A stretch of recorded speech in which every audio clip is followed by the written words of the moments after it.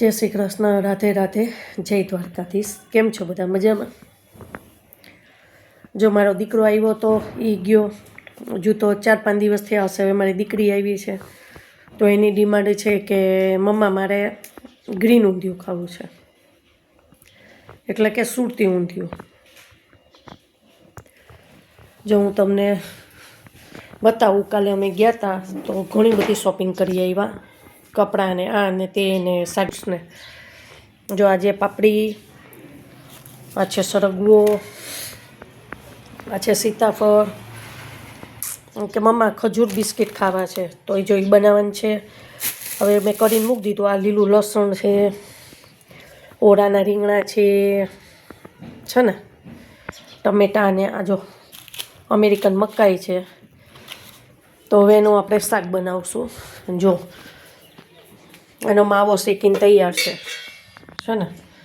હવે આપણે ખજૂર બિસ્કિટ બનાવશું। હવે પછી આ મકાઈ પીલી રાખી છે, આ ડોયો છે।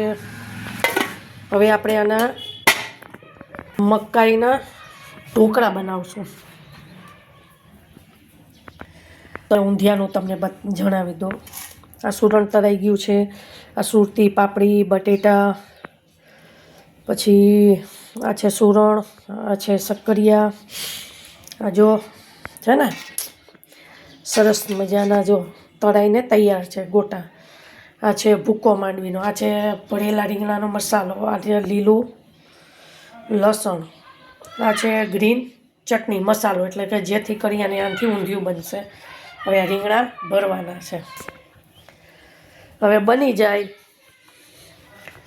પછી હું તમને એ વિડીયો અપલોડ કરીશ। જય શ્રી કૃષ્ણ, રાધે રાધે, જય દ્વારકાધીશ। સુરતી ઊંધિયું ગ્રીન।